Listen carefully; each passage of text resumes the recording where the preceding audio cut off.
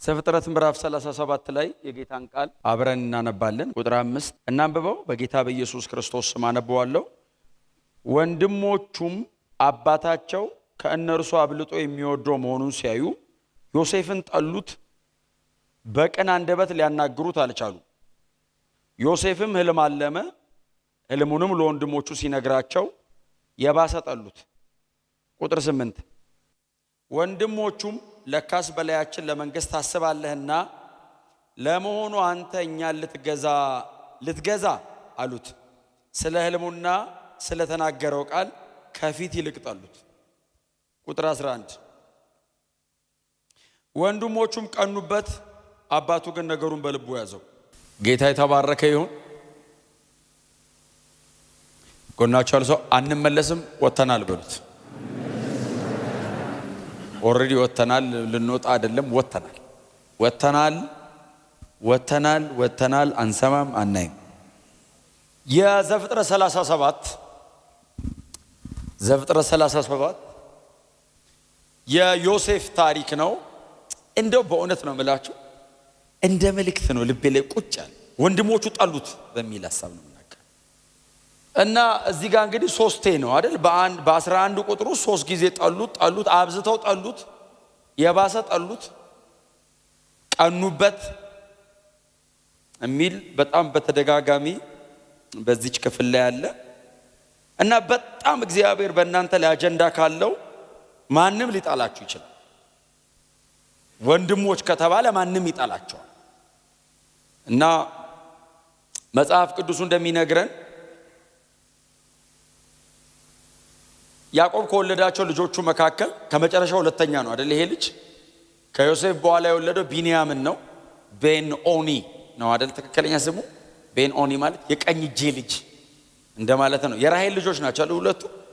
እና የቀኝ እጄ ልጅ እንደማለት ነው። እና ዮሴፍንና ቢንያምን ያዕቆብ በጣም በተለየ አይነት መንገድ ይወዳቸዋል። ከያችኛዋ ሚስቱ ማን ነበረ ስሟ? ከሊያ ከወለዳቸው ይልቅ ከራሔል የወለዳቸውን ሁለቱን በጣም የበለጠ ያስጠጋቸዋል። በጣም አስደናቂ በሆነ አይነት መንገድ ደግሞ ሁለቱም በጣም ትልልቅ ቦታ ላይ ነው ያሉት። በእስራኤል ነገድ መካከል በጣም ትልልቅ ቦታ ላይ ነው ያሉት። እንደውም ቢንያም በኋላ እነ ጳውሎስ ሁሉ ከቢንያም ወገን ነኝ ብለው ሁሉ ይመኩ ነበር።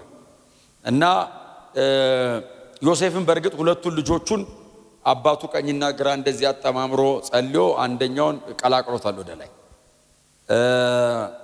እና ዮሴፍ ከሚወደዱ ከሁለት ልጆች መካከል አንደኛው እሱ ነውና አባቱ ከሌሎቹ ይልቅ ይወደው ስለነበር በጣም አንድ ጌጠኛ ቀሚስ ገዝቶ ሰጠው ይላል። እና በጣም ጌጠኛ ናት ቀሚሷ፣ በጣም ዲኮሬቲቭ ናት፣ በጣም ነው የምታምረው። እና የድሮ ሰው እንደዛ ነው የሚለብሰው፣ እንደዚህ በስነ ስርዓት እንደዚህ አይነት ልብስ አልነበረም። በጣም ቆንጆ ጌጠኛ የሆነች ቀሚስ ሰጠው። ደግሞ ልጅ ነው፣ ገና ልጅ ነው። ልጁ እንዲሁ ጥሎበት አባቱ ይወደዋል። አባቱ ይወደው ነበር የሚል ቃል አለ። ለዛ ነው የጠሉት። ጌታ ይባረክ። ስላየ ብቻ አይደለም፣ አባቱም ይወደው ስለነበረ በቃ ከኛ ይልቅ እንዴት ይወደዋል ብለው ነው የጠሉት። አጀንዳ በህይወታችሁ ላይ ካለ የሆነ ኢላማ ትሆናላችሁ። ባይዘው ለብዙ ሰው አላማው ካለባችሁ ኢላማ የሚያረጋችሁ ይበዛል። እና ቀሚሱን ለብሶ እሱ ደግሞ ምንም ወንድሞቹን የማስቀናት ኢንቴንሽን የለውም። ዮሴፍ ወንድሞቹን ማበሳጨት ልቡ ውስጥ የለም። ዮሴፍ በሰላም ነው የሚኖረው፣ እነሱ ናቸው የሚበሳጩት። መጽሐፉ ሲነግረን እንደውም ዮሴፍ ወንድሞቹን ይወዳቸው ነበር። አድርስ የተባለውን ነገር ይዞ ይሄድ ያደርሳል። ወንድሞቹ ሲጠፉ ፈልጎ ለአባቱ እንደውም እያመጣ ወንድሞቼ በዚህ ነው ያሉት እያለ የሚናገረው እሱ። ምንም ኢንቴንሽን ልብ ውስጥ የለም። በጣም በተተና አጠገባችሁ ያለውን ሰው ወንድሞችን ውደድ በሉት።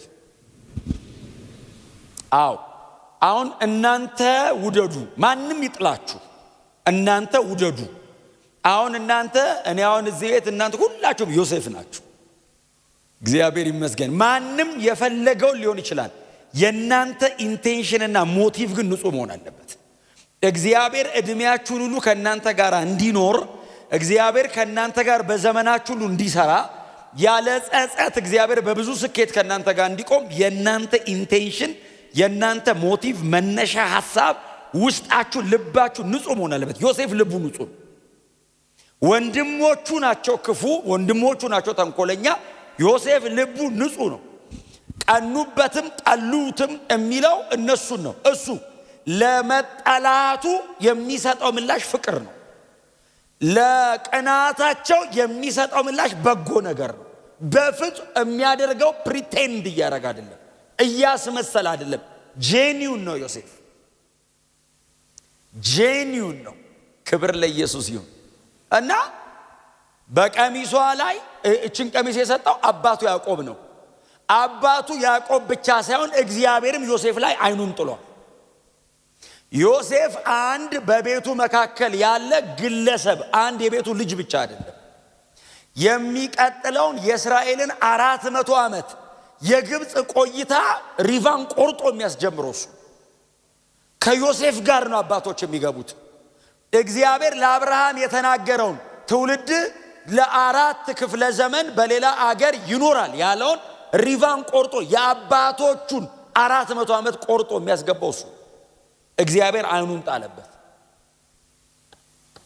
እና ልጁን እግዚአብሔር መጣና አንድ ሌሊት ተልማሰ። ልጁ ደግሞ በጣም ንጹህ ስለሆነ ያየውን ያወራል። ክፉ ቢሆን አያወራም፣ ተንኮል ቢያስብ አያወራም። ቀስ ብዬ ነግሰባቸዋለሁ ነው የሚለው። ጄኒውን ነው። ስለዚህ መጣና እንደዚህ ያላቸው ሰብስቦ 11ዱን ከፊቱ አቁሞ ህልም አየሁ አለ። እንዲሁም ጠልቶታል በቀሚሷ። ምን አየ እስቲ በሏ ንገር። ልጁስ አንተ አወራራቸው እኮ ያስታውቃል ሊያጠምዱት እንደሚፈልጉ። ልጁስ በቅንነት 12 ነዶ አየሁ። እሺ 11ዱ የእናንተ ነዶ ስብስብ ብሎ መጥተው የኔ ነዶ ለብቻው አቆመች ወጣ ብላ። ከዛስ ድፍት ቀና አሉ የእናንተ ነዶች እና ትሰግዱልኝ አየዋል። ጎናቸው ያለ ሰው እግዚአብሔር ያሳየን በልብ ያዝበሉት። እግዚአብሔር ያላቀደው ጦርነት ላይ አታስከፍት ብራዘር። ከኤልሳቤጥ መማር ጥሩ ነው። እኛ ሙሉ መጽሐፍ ቅዱስ እጃችን ላይ ያለ ዘፍጥረት ብቻ አይደለም፣ ሉቃስ ወንጌልም አለ። 6 ወር ራሷን ሸሸገች የሚል ድብቅ አለች። ለምን እንዴ? ጥንት አይነት ሰው አለ እንዴ? የተጀመረ ያቋርጧታል ባይዘው በወሬ ድብቅ ብላ ነገሩ ጽንስ መሆኑ እርግጠኛ ስትሆን ምንም እንደማይፈጠር እርግጠኛ ስትሆን ብቅ አለች። ከዛ ሰወረች። በሰላም የወለደችው ባይዘው ሰውራ። ዘካርያስ ራሱ አያስቀምጥም። ገብርኤል እኮ ዘግቶት ሄዶ እንጂ አስበዋል። ጎረቤት ባሏ እንደዛ ካረገ ለዛ ነው ድብቅ። ዮሴፍስ ምስኪን የዘካርያስን ታሪክ አያውቅማ። ኤልሳቤጥ የተደበቀችው ዮሴፍ አውርቶ መከራ መጣበት የሚለውን አንብባል።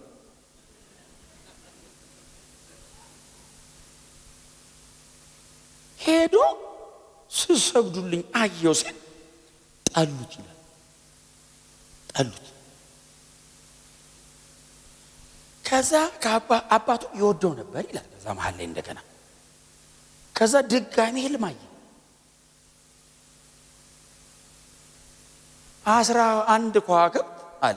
እሺ ፀሐይና ጨረቃን ጨምሮ አለ። ይሄንን ደግሞ የሚናገረው ማንን ጠርቶ ነው? ያዕቆብ አባትየውን እስራኤልን ማለት ነው። አቆመውና ወንድሞቹ እንዲደድሩ ዛሬም አየው አለ። ምን አየህ አርተልም? እስቲ ምን አየህ አሉት። 11ዳችሁ እናንተ ኮከብ ሆናችሁ አለ። እሺ ፀሐይና ጨረቃ ሲል ያዕቆብ ምክንያቱም አንተ አለው ይላል። ቀጥሎ እሺ አለ ያዕቆብ እኔም አለው ስሰግዱልኝ አየዋል። አንተ እኔ አባት ነኝ እንዴት ነው የምሰግድልህ ብሎ ገሰጸው ይላል። ወንድሞቹ ጠሉት ይልና ያዕቆብ ግን ነገሩን በልቡ ጠበቀው ይላል። እዚህ ልጅ ላይ እግዚአብሔር አይኑን አስቀምጧል ማለት ነው። አባትየው ለምን መሰለ? እግዚአብሔርን ያውቀዋል አባትየው፣ ወንድሞቹ አያውቁትም። አባትየው እዛ ባዶ ምድረ በዳ ላይ ድንጋይ ተንተርሶ ተኝቶ እግዚአብሔር ተገልጦለት ያውቃል። በየመንገዱ ሲሄድ እግዚአብሔር አብሮት ቆሞ ያውቃል። እና አባትየው እግዚአብሔርን ስለሚያውቀው ከነዚህ ከ12ቱ መካከል ይሄንን ልጅ እግዚአብሔር መርጦት እያሳየው ያለው ነገር አንዳች የተለየ ነው ብሎ እስራኤልም ነገሩን በልቡ ሸሽጎ ይከታተለው ነበር ይላል። አረማመዱን ያያል። ልጁ መንፈሳዊ ነው። አካሄዱን ያያል። ጄኒውን ነው። ልቡ ንጹህ ነው። ቅን ነው። በጣም በቀላሉ የሚታለል የሚመስል ለእግዚአብሔር ሞኝ ብትባሉ ተሸወድክ ተሸውዳ አይደለም። እኔ ደግሞ ለእግዚአብሔር ብሸወድስ ያለ እግዚአብሔር ከምነቃ ያለ እግዚአብሔር አራዳ ብልጥ ምናም ከምትሆን ለእግዚአብሔር ብላ ጅል ሆነ መንፈሳዊ ልሁን ብሎ ከ5 ዓመት በኋላ ድጋሚ ስንገናኝ ያኔ ነው የትኛው ጅል ይሄው ልጁ ሞኝ ነው። ሞኝ ዮሴፍ ነው። ያየውን ያወራል። እስራኤልስ ይከተለዋል። ታውቃለህ ይሄ ልጅ ይላል እነ ይሁዳ እነ ሮቤል ምናምን በጣም እሳት አውት ስማርት ያደርጋሉ። ባይዘው ሮቤልም ትንሽ የበኩር ልጅ ነው። ትንሽ ሞኝ ነገር ነው አይደል? ሮቤላን ያዕቆብ ልጆች መካከል ትንሽ ሞኝ ነው እና ልቡ ትንሽ ገራገር ነገር ነው። ሌሎቹስ እንግደለው አሉ ዮሴፍን።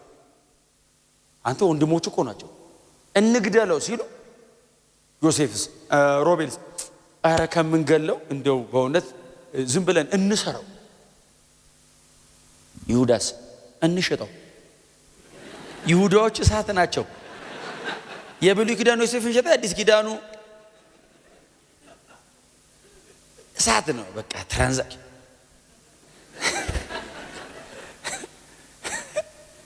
እንሽጠው። ምን ጉዶች ናቸው።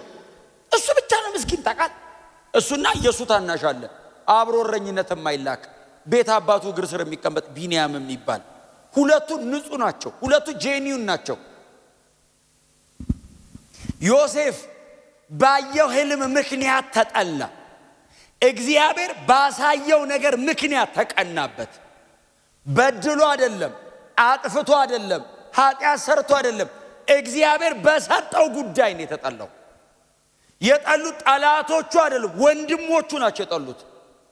አብረውኝ ሳይድ ያደርጋሉ ብሎ የሚጠብቃቸው ሰዎች ናቸው አጌነስት ሆነው ሊያጠፉት የሚመካከሩት።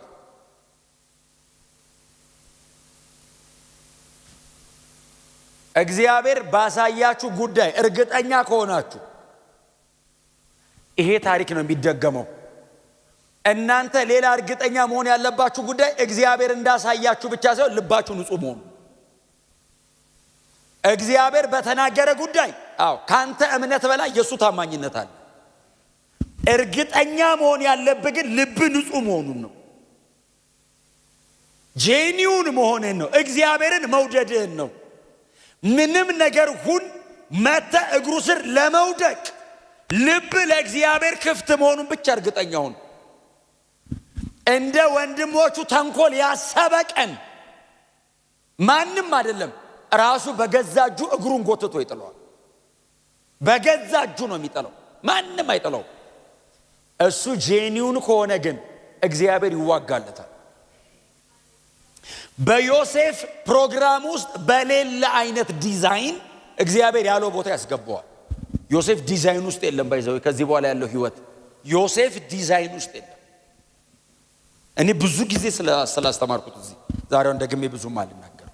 ዮሴፍ ዲዛይን ውስጥ የለም። ቀጥሎ ያለው እግዚአብሔር ባሳየው ነገር ነው እየመጣበት ያለው ይሄ ሁሉ መከራ። እንግደለው እንግደለው፣ እንሰራው እንሰራው፣ እንሽጠው፣ ይሄ ሁሉ የሚታቀድበት እግዚአብሔር ላይ ፕሮግራም አድርጎበት። ወንድሞቹ እንኳን ባልገባቸው ጉዳይ ለልጁ ትሬት የሆኑበት ጠላት ሆኖ የተቀመጡበት እግዚአብሔር ለልጁ በሰጠው ጉዳይ ነው። በጣም ኮንሸሱ፣ በጣም ንቁ። በእውነት ነው የምነግራችሁ፣ በጣም ንቁ። መንፈሳዊ ዓለም ላይ ኮንሸሱ ነው። መሬት ላይ ከሚመጣባችሁ ነገር ጋር እየተጋጫችሁ እድሜያችሁ እንዳያልቅ እግዚአብሔር በእናንተ ላይ ዲዛይን ያደረገውን ነገር አድርጋችሁ ሙቱ። ወንድሞቼ ጠሉኝ ተብሎ እግዚአብሔር የሰጠውን ነገር ቁጭ ተደርጎ ኖርማል አይኮንም። ነገሩን አጥበቀ ያዘው። ወንድሞቼ ነገ እግዚአብሔር ባሳየ መንገድ ይመጣሉ፣ መጥተው ይሰግዳሉ ብለዋል። አንተ ባልጠረጠርከው መንገድ መጥተው ይሰግዳሉ። ዮሴፍ የመሰለው ምንድነው? እሱ አባቱ ቤት ገብቶ ወንበር ላይ ቁጭ ብሎ ወንድሞቹ እየመጡ እግሩን የሚያጥቡ ነው የመሰለው። ግብጽ እጀነግሳለሁ ብሎ መች አሰበ? እግዚአብሔር ዲዛይን ላይ ግን ያለው ከያዕቆብ ቤት ያልፋል። እግዚአብሔር ዲዛይን ላይ ያለው ከ11 ወንድሞቹ ያልፋል። እግዚአብሔር ዲዛይን ላይ ያለው ኔሽንስ ነው። ምክንያቱም መጽሐፍ ሲናገር የምድር ነገስታት ከዮሴፍ መጥተው ገዙ ይላል። ወንድሞቹ እንዳይመስል ነገስታት ገዙት ይላል። የዓለም ነገስታት እግዚአብሔር ዲዛይን ባረገው መንገድ ይመጣሉ። እርግጠኛ መሆን ያለብህ እግዚአብሔር የተናገረህን ነገርና ልብ ንጹህ መሆኑ።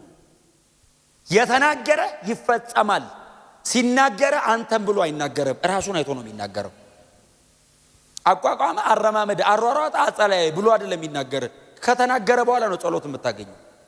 ከተናገረ በኋላ ነው ትጋት የሚመጣል። እንደዚህ አቅደሃል በኔ የምትለው እንጂ እግዚአብሔር አቋቋምህን ስትራክቸርህን አይቶ አይናገርም። እግዚአብሔር ይናገራል፣ ትስተካከላል። ልብ ይሄ ፒውር መሆን አለበት። እስቲ አሜን። እውነቴን ነው የምነግራችሁ። ቅናት የሚባል ነገር እዚህ ውስጥ መኖር የለበትም። ገብቷቸዋል እያልኩ ያሉትኝ ቅናት፣ ይሄ መንፈሳዊ ቅናት ናና አይደለም።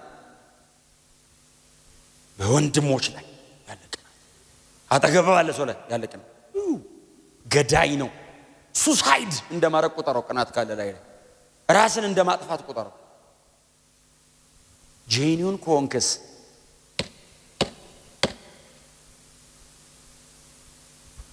ልበ ንጹሐን ብፁዓን ናቸው እግዚአብሔርን ያዩታል። እንዴ ያዩታል። እግዚአብሔር ብቅ ይላል። ታውቃለህ፣ ልብ ንጹህ ሲሆን አለው ይላል። ቀና ስትል ሰው አይደለም የምታየው፣ እግዚአብሔርን ታየው። ሳይድ ያደርግልሃል። አለበለዚያ ዮሴፍ ስማርት ቢሆን ወንድሞቹ ይሁዳን አይችለው። ባይዘው ከወንድሞቹ ማለት ይሁዳን አትችለው፣ ሮቤልን አትችለው፣ ሌሎቹን አትችላቸው። ይበልጠዋል። ተደራጅተው ነው የሚቆሙት። አንተስ ከእግዚአብሔር ጋር ለብቻ። እግዚአብሔርን የሚያሰራ የልብ ንጽህና ነው። ክብር ለኢየሱስ ይሁን። በዚህች ሌላ ነገር አላየም። እኔ አሁን እንግዲህ እስካነበብኩት ድረስ ዮሴፍን በመጽሐፉ ላይ ያለውን የዮሴፍን ታሪክ እስካነበብኩት ድረስ ሌላ ነገር ዮሴፍ አላየም። እግዚአብሔር ሌላ ነገርም አልተናገረውም። ሁለት ህልም አየ። ሁለቱ ህልም አሰቃዩት፣ ሁለቱ ህልም አንከራተቱት፣ ሁለቱ ህልም ምርኮኛ አድርገው አሸጡት፣ ሁለቱ ህልም እስር ቤት ከተቱት፣ ሁለቱ ህልሞች አነገሱት። ሁለቱ ህልሞች የእስራኤል ባለ ታሪክ አደረጉት። እግዚአብሔር ሶስተኛ አላሳየውም። እግዚአብሔር እነሱን ጠበቀ። ዮሴፍ በእግዚአብሔር መንገድ ሄደ። ሁለቱ ተፈጸመ። ሁለቱ ሲፈጸም ግን የዮሴፍ አይነት ሰው ተፈልጎ እስከማይገኝ ድረስ ሆነ።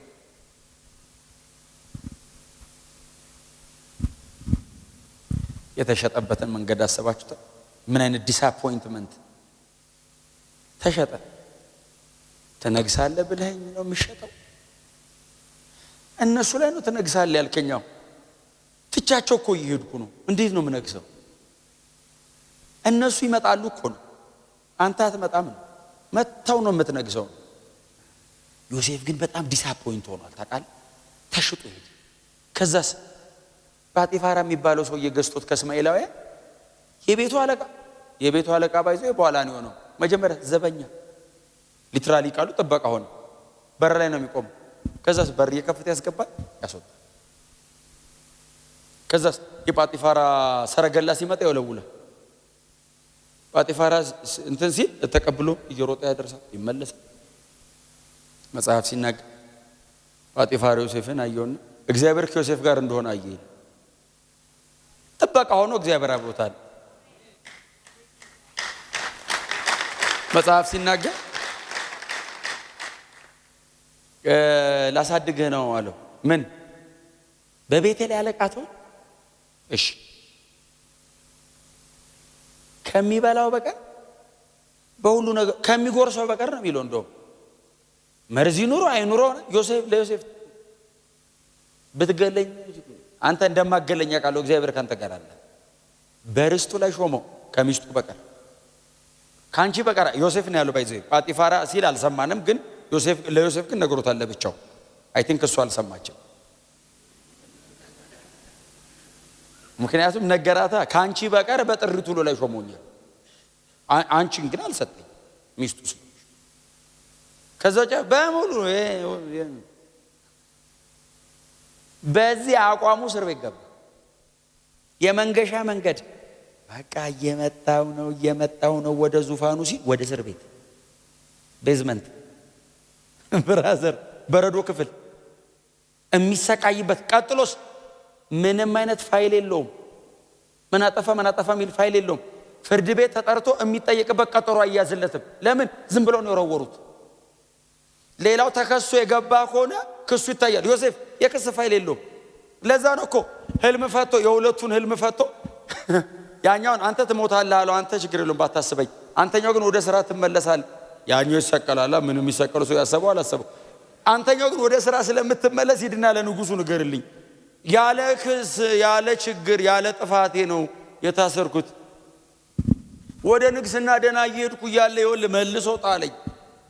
እንደው እባክህ ታስወጣኝ ሲለው ያስ እንትኑ ምንድነው ጠጅ አሳላፊው እንጀራ ቆጣሪው ነው የሞተው። ጠጅ አሳላፊው ምን አለ? እንደ ሄድኩ ልፈታ እንጂ እንደ ሄድኩ ነው የምነግረው ሲል ትፈታለህ። እኔ ኦሬዲ አውቄያለሁ እንደምትፈታ እግዚአብሔር አሳይቶኛል። ሰውየውስ ከእስር ቤት እንደወጣ ረሳው የሚል ቃል እኔ ሙሴ አውቆ ነው የጻፈው። በእውነት አውቆ ከእስር ቤት እግሩ እንደወጣ ሰውየው እናቴ ፓራዳይስ ውስጥ ገባ። ቤተ መንግስት ይገባ። ዮሴፍ እንዴት ትዝ ይለዋል? የታሰረበትን ዘመን ያልተዝናናውን ዮሴፍ ከአይምሮ ጠፋ። በቃ ዮሴፍ ተረሳ። ይሄን መንገድ 14 ዓመት ነው ሄደው ሰላያት ነው 14 ዓመት ነው የተሰቃየው። ከዛ እግዚአብሔር መቼ ሳይተው ማለት አይተው ካንተ ብትረሳው አይረሳ። በቃ ላንግሰዋል። በቃ ይሄ ልጅ ጨርሷል፣ ተመርቋል። ላንግሰዋልና ፈርዖን ጋር ሄዶ ለሊት ልማሰል አሁን ይኸውልህ ፕሮሰስ ተጠብቆ ነው ሲል ከእስር ቤት ቤተ መንግስት አሁን ርቀቱ ዮሴፍንስ ፕሮሰሱን ቆረጠው እግዚአብሔር። ለፈርዖን ህልም አሳየው። እነዛ 7 የጥጋብና 7 የረሃብ የሚሆነውን በከብቶቹና በዛ በዛሎቹ አሳየው። ፈርዖን ህልም አይቶ ተጨነቀ። ተጨንቆ ወሬው ማጆሮ ይደርሳል። ጠጅ ቀጁ ጋር ጠጅ አሳላፊ ምንድነው እሱ ቀምሶ ነው መርዝ እንደሌለው በዚህ እሱ ይቀምስና ትንሽ ደቂቃ ይቆማል። ካልሞተ ፈርዖን ይቀጥጣል። እንደሱ ነው ጠጅ አሳላፊ ማለት ደም ባይዘው ወይ ጠጅ አሳላፊ እየጠጣ የሚኖር እንዳይመስል ይቀምሳል። ካልሞትክ አጠጡኝ ይላል። እቺ ላብራቶሪ ማለት ነው መሞከሪያ ነው ባይዘው። አሁን ዘንድሮ ሰው ላይ ሞከር ማለት እና ሰውየው ፈርዖን ተጨንቋል። ታውቃለህ እየሰጡት ቢጠጣ ምንም አንተና አላለው። ጌታዬ ምን ነው አለው። ህልም አየሁ ባካ ነፍሴ ተጨነቀች። አሁን እኮ ለጠጅ አሳላፊ አይነገርም፣ ግን የመጨነቁን ብዛት እግዚአብሔር ደግሞ ዲዛይን ሲያደርግ እኮ ነው። ስንት ጠንቋይና መተተኛ እኮ አለ እኮ ህልም እየተነገረው የሚተረጉም። ለጠጅ አሳላፊ እንዴት ይነገራል? በጣም ተጨንቆ እኮ ነው። አሁን ፈርዖን የተጨነቀ መስሎት ነው። እግዚአብሔርስ ዮሴፍን ሊያወጣው ለአሁን ጠጅ አሳላፊ ምን አዩ ጌታዬ አለ። 7 እንደዚህ 7 እንደዚህ 7 እንደዚህ 7 እንደዚህ አዩ። ወይ ጠጅ አሳላፊ አትሊስት አይ በረድ ብሎለታል። አሁን ይሄ እንትኑ ወይ ምን ነው አለው። ጌታዬ ይቅር ይበሉ ባይዘው ስተነብ ይቅር ይበሉኝ አለ ንጉሱ ምን ይቅር ይሉታል? ዮሴፍ ይበለው እንጂ። ወይ አንድ ብራዊ እዛ እስር ቤት የዛሬ 2 ዓመት ድፍን 2 ዓመት ነው ረሳው የሚል የዛሬ 2 ዓመት እኔና ያ የእንጀራ የሚያበዛው እንጀራ አብዢ ነው የሚለው እንጀራ ቆጣሪው ጋጋሪም ሊሆን ይችላል። እንጀራ አብዡና እኔ ያው ህልም አየን። ያየናትን ህልም ነገር ነው ፈታት። እንደፈታው ሰውየውን እርሱ ወስዶ ሰቀሉት። እኔን ይኸው እዚህ አቆመውኛል። እና አንድ ብራዊ ያለ እግዚአብሔር አብሮት አለ። የታየ ነገር በሙሉ ይፈታል። እሱ ህልምን የመተርጎም ጥበብ አለው። ግን 2 ዓመቱ ነው። እኔም ሄጄ አላየሁትም። በህይወት ይኑር አይኑርም አላውቅም። እናስጠራው ሲል መጽሐፍ ሲናገር እኔ በጣም የምወደው የዘፍጥረቱን ሳይሆን የመዝሙረ ዳዊት መዝሙር 104 ላይ ንጉሥ ልኮ አስፈታው የሚል ቃል አለ። መልእክተኛ አይደለም የሚለው ንጉሱን ላከ። ለእግዚአብሔር ነው ላኪያ። አሁን ንጉሱ ልኮ ማለት ብቻ አይደለም፣ ንጉሱ ተልኮ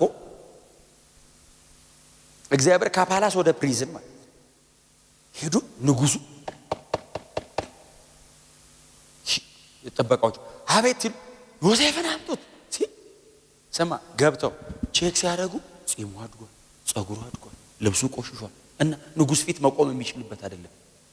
መዛው ሲናገር ጸጉሩን ሲያስተካክሉት አስቸኮሉት ይላል። ታውቃለህ አሁን ጸጉር ቤት ሲገቡ ምን ያህል ሰዓት እንደመቆዩ አንዳንዶቻችሁን አውቃለሁ። ዮሴፍንስ ምልጥ ልብሱን ሁልቁ አዲስ አልብሶ ለንጉስ እንደምትመጥነው ነው። ምን ተፈጠረ ይላል ዮሴፍ። ባይዘው ምን ተፈጠረ? ህልም አለመዋል ንጉሱ ጧት ሄደ ተፈታለ የሚል ራእይ አላየማ። እሱም ሰርፕራይዝ ነው የተደረገው። ባይዘው እግዚአብሔር ሰርፕራይዝ አድርጎት ነው። አንጠልጥለው አንከብከበው ንጉሱ ፊት። ፈርዖንን አይቶት አያውቅም። ጳጢፋራን ነው የሚያየው። አሁን በጳጢፋራ ቤት በኩል ቢሆን እኮ ነው ልክ የሚሆነው። እግዚአብሔር ሕግ ሰብሮ ቀጥታ ፈርዖን ወሰደ። በጠባቂ በምን የድሮ ደግሞ ነገስታት ባይዘው አማልክት ናቸው። ፈርዖን ማለት የበኩራት አምላክ ነው፣ ንጉስ ብቻ አይደለም። አትጠጋው። ዮሴፍ ፊቱ ቆመ፣ በደረቱ ለጥ ብሎ አቤት ጌታዬ አለ። ህልም አለምኩ፣ አንተ ደግሞ ህልም የመፍታት ጥበብ እንዳለ ሰምቻለሁ አለ። ጌታዬ አለው ህልምን የሚተረጉም አምላክ በሰማይ አለ። እኔ አይደለሁም አሉ። አየ ዊዝደም አየ። አረ ምን ችግር አለ? ጸልየና ወርዷል ነው ያለው። አነካኩኝ ንጉስ ቢሆንም አረ እኔ አይደለሁም አለ። ከፈለጉ ቢመልሱት ይሻላል ክብር ወስዶ ከሚቀሰፍ። ህልም የሚፈታ አምላክ በሰማይ አለ ሲለው ፈርዖን ትክክል ነው እንጂ ለአምላክነቱማ እኔም እኮ መሬት ላይ አምላክ ነኝ በሰማይ ያለ ካልሆነማ እኔ ያልፈታሁትን ህልም። ከዛ ሲነግረው ዮሴፍ ተረጎመለት። ሲተረጉም አንተ እኔ እዚህ ውስጥ መቼስ በኋላ ትነግሩኛላችሁ። ስልጣን ወደ ይሰጣል እንዴ? አይሰጥም እኮ። ፈርዖን ስሜታዊ ሆነ። እንደዚህ ያለው አንተ አለው አቤት። ዛሬ እኮ ከእስር ቤት የመጣው። ጠዋት እኮ እስር ቤት ነበር። ባይዞ ተጣጥቦ እኮ ነው እኮ የመጣው። ገና እኮ መምጣቱ ነው። ገና እኮ እስር ቤት እኮ ባይዞ ጠቅልሎ ያላወጣው እኮ ልብስ ሁሉ አለ። ገና እኮ ቀጠሮ ያዘ። እኔ እኮ የሚፈታለት ስንት እስረኛል ትሰቀላለህ ትፈታለህ የሚባል ቆሞ እያለ እኔ ፈርዖን አለው አቤት። አዎ በወንበሬ ይበልጣል። ተዛስ ግብፅን ግዛት የወደድከውን አርግ። እንደውም ዮሴፍ ምንድን ያለው ጠቢባኖችን ይፈልግና ንጉስ እህሉን ለ7 ዓመት ያከማቹ፣ የሚቀጥለው 7 ዓመት ደግሞ ከዚህ ይመገባል። ጠቢባን አዘጋጅ ሲለው ይህንን ለማድረግ አንተ የሚሻል የለም። እስረኛውን ፊት ለፊቱ ሲያገኙ የአምላክ መንፈስ በላይ ላይ ያለ አለ። እግዚአብሔር አብሮ ካለ ምራት ግብፅን አለ። እኔ ፈርዖን ስሜ ብቻ ይበልጣል። እኔ ስሜ ፈርዖን ነው፣ ንጉስ ነኝ። አንተስ ሙሉን ግብፅን ውሰዳት ብሎ ሾመው። እህል እየገዙ እያለ ዮሴፍ ደግሞ ወዲያው ነው ቆዳ የቀየረው። ወንድሞቹ አላወቁትም የሚል ቃል አለ። እሱ ሳወቃቸው ሄደ። ወንድሞቹ መጡ። ዮሴፍ የንግስና ልብስን የለበሰው አንተ ቀይር፣ ጸጉሩ ፊቱ ወልወል ያበራል። እኚህ ደግሞ የትኛው ልዑል ናቸው ይላሉ እነ ይሁዳ። ሸጦ በልቷል እኮ ሸጦት ስል ደግሞ የትኛው ልዑል ናቸው አወቃቸው። ከዛስ ወንድሞቹ እንደሆኑ ሲያቅ ምን እንዳደረገ ታውቃለህ? ቆይ ጠብቁኝ ብሎ ወደ ውስጥ ገብቶ አለቀሰ። ወንድሞቼ በህይወት አሉ አለ። ጂሰስ ሸጠውት ይወዳቸው። ልብህን ቼክ አርግ። እግዚአብሔር እስከ መጨረሻ አብሮ ይቆማል። ልብህን ቼክ አርግ። ሪቬንጅ አያስብም። ታውቃለህ? አገኘዋቸው አይልም። እስቲ ገብቶ አለቀሰ። ከዛ እንዳያቁበት ፊቱን ጠራርጎ መጣ። እናንተ ብቻ ናችሁ ልጆች ለአባታችሁ አላቸው። አራ አይደለም፣ በጣም ትንሽ አለ። ትንሹ መምጣት ስለማይችል መንገድም ስለማይችል አባታችን ከተተነዋል ሲሉት አልመሰለኝም። አውቆ ነው ይላል። እኔ ሙሴ ነው አውቆ ነው ብሎ ይጻፍ። በልቡ እንደዚህ ያለ ቢንያምን ይዘውት እስኪመጡ ድረስ ታናሽ ወንድሙ ቢንያምን እስኪያመጡለት ድረስ ልትሰልሉ ነው የመጣችሁት አላቸው። እናንተ ፊታችሁ ራሱ ያስታውቃል። ምግብ ፍለጋ አይደል? ረሃብ ያጠወለገውን ሰውዬ እግዚአብሔር ታውቃለህ፣ ስልጣን ብቻ ሳይሆን ጥበብም ሰጥቶታል። በሉ የተወሰናችሁት እዚህ ትቀራላችሁ፣ የተወሰናችሁት ደግሞ ይቀርቷል የምትሉትን ወንድማችሁን ይዛችሁ ነው አላቸውና የሚገዙበት ጥሬ ብሩን ተቀበለ። ሰቅል ወርቅ ምናምን ተቀበላቸውና የገዙት እህል ውስጥ የሰጡትን ጥሬ ብርና ወርቅ ውስጥ አስቀመጠ። ከዛ እህሉን ጫኑላችሁ ብሎ አስጫነ። የሆነ አንዱን ነው ሁለቱን አስቀረና ሂዱ አላቸው። ያኛውን ይዛችሁት ነው አላቸው። ከዛ ወደ ቤታቸው ሄዱ። እስራኤልን አገኙት፣ ያዕቆብን ነገሩት። አንድ እዛ የግብፅ ልዑል ንጉሱ ፈርዖን ነው። ታናሽ ወንድም አለን ብለን ሳይቸግረን ታፋችን ወጥቶ ታናሽ ወንድማችሁን ይዛችሁ ካልመጣችሁ በቀር ብሎ ይሁን እንትናን ይዞታል እና ቢንያምን ይዘን ወስደን ነው የምናስፈታው ሲሉ ያዕቆብ ዮሴፍ ሞቶ ከነሐዘኔ ወደ መቃብሬ ልወርድ ነው ስል የቀረኝን ቢንያምን ልታስበሉብኝ ነው አላቸው። እሱ ካልመጣ በቀር አለቅም። እንደምንም ሰጣቸው። ቢንያምን ይዘውለት ሲሄዱ ዮሴፍ አልቻለም። ፊት ለፊት አለቀሰ። ወንድሜ ብሎ አቀፈ፣ አለቀሰ። ወንድማቸው ዮሴፍ እንደሆነ አወቁ። ዮሴፍ እዚህ ምን ትሰራለህ አንተ? ይሄ እንትን አለ አይደል? ምንድነው ምን ቢረሳ ምን አይማስ አንተ እርሱት ታርገውታል። ነግሳ ነው ሻጣውት ነግሳ እንግደለው ያለው ሁሉ እኮ አለ። አለቀሰ። ወንድሙን አቀፈ።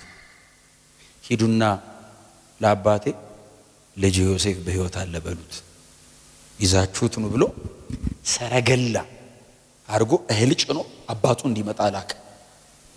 ለእስራኤል ሄደው ነገሩት፣ ልጅ ዮሴፍ በሕይወት አለ አሉት። እያለቀስኩ ወደ መቃብር ልወርድ ነው ያለው። አባት አስበዋል እንዴት እንደሚታደስ? ልጄ ዮሴፍ በሕይወት አለ? አዎ፣ በግብፅ ምድር ላይ ገዢ ሆኗል አሉት። እስራኤል አልቻለም። እንዴት በሰረገላ እየበረረ እንደመጣ ሲያየው አወቀ። እሱ ያውቀዋል፣ አባት ነው። ወንድሞቹ አላወቁ። አቀፈው፣ ደረቱ ውስጥ አስገብቶ አለቀሰ። በእርጅናዬ አልቅሼ ወደ መቃብሬ ልገባ ነበር።